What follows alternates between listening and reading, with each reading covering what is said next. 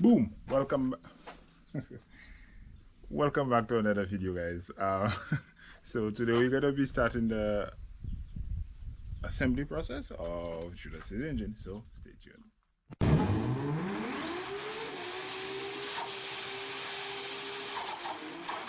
Okay, so I've already started up the assembly process. So I have the top half of the bearing in there with some 50 weight oil, 2050 oil as assembly lube, since I don't have assembly lube.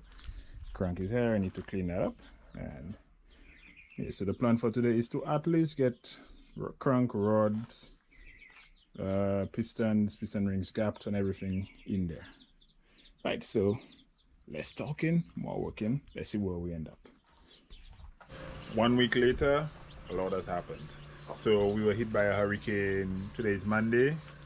I can't recall today's date, but we were hit by a hurricane, so that pretty much slowed down the rebuild process a bit. The entire yard, as you can see, it's a nice day out today, but the entire yard was messed up with broken branches and everything was just dirty. So I did do some work yesterday, so I have the bottom end pretty much buttoned up. So next up I just need to install the head. I have decided I'm going to go ahead and use this head, which is the built head. This is the unpainted cam cover, but the built head. And according to the owner, it does have aftermarket valves. I'm not sure the make. It does have springs and retainers aftermarket. Again, I'm not sure. He's not sure either of the make. He promised to send me that info, but he hasn't.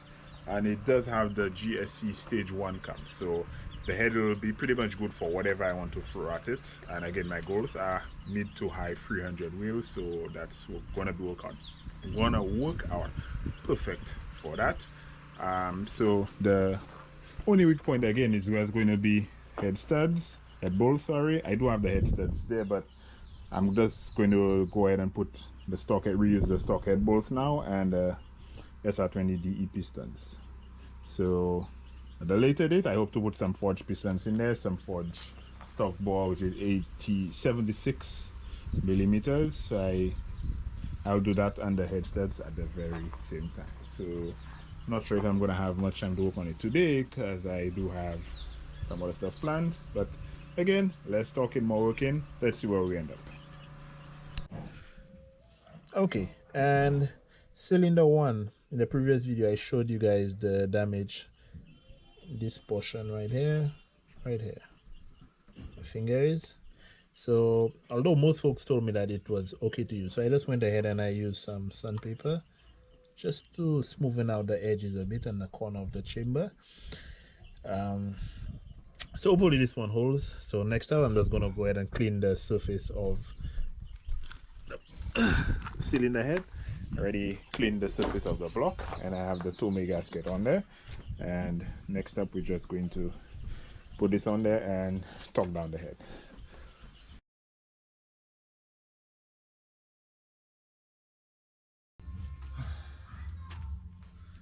Okay, so we're using an engine crane that's way too small, way too short, and a car that's way too tall, and then way too much sweating. So the wife is with me. This is where you turn the camera to point. No, I don't miss. I'm turning at all. Alright, so it's been a while, but we're trying to drop the engine in there, have the turbo set up and everything out, and we're struggling. Again, gravel floor, so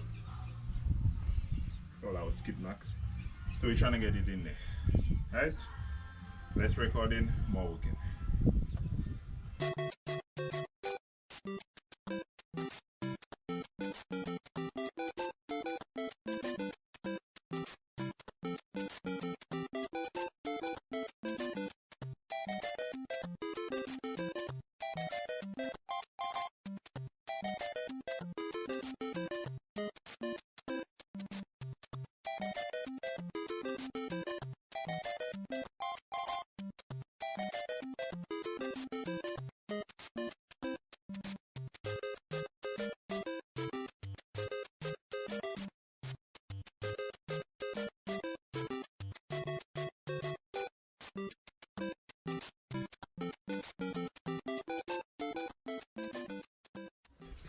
Alright, so after battling with this engine for better part of a few hours, can I get it to mesh, the gearbox to mesh with the engine? So I'm gonna pull out the gearbox, and I'm going to mate it on the ground. I do have to replace the carrier bearing on the drive shaft, so I'll do everything in one go. We were talking about doing. Everybody gets camera shot when the camera. Yeah, so engine crane unsuccessful. Next up, what's that, Alan? Block and tackle. Block and tackle. We're going to be tackling it on a block.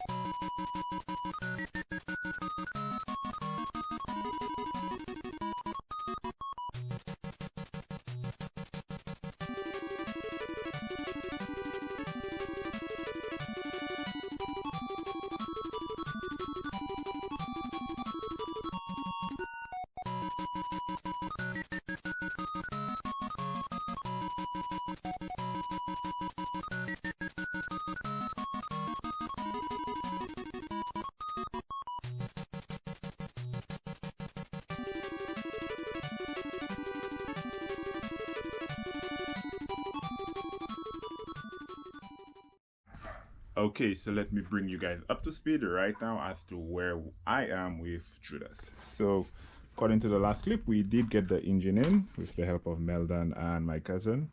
So first things first, I need to hook up the harness and the fuel lines and whatnot, but other than that, it should be ready to fire.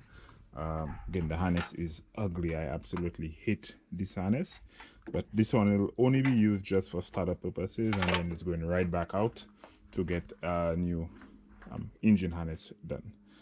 So I need to do harness, hook up fuel lines, starter, because I could not find my starter bolt when I was putting it back up.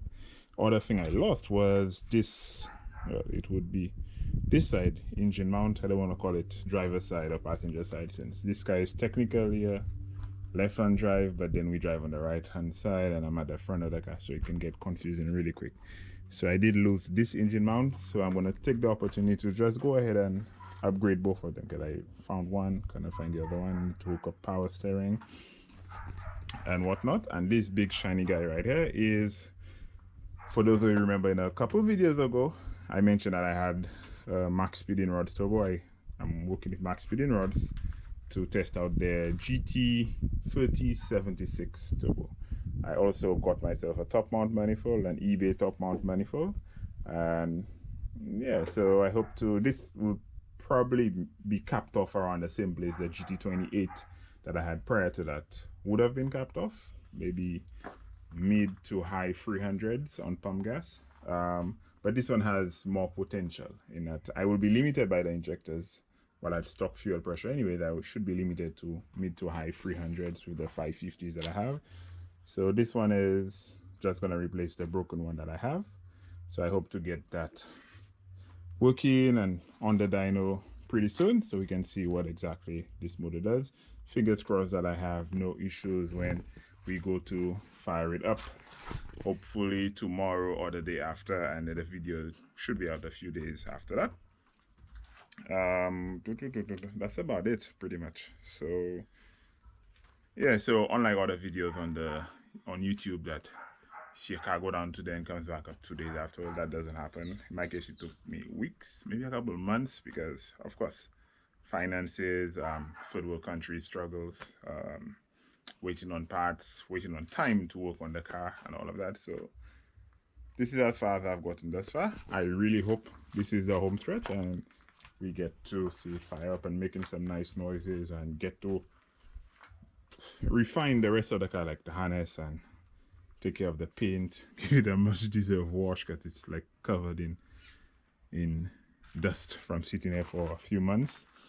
So yeah, so that's pretty much gonna cover it for this portion of the video. Next one, again, like I keep saying, I hope to get it fired up. So until then, guys, thanks for watching the rebuild process. Hope you guys enjoyed.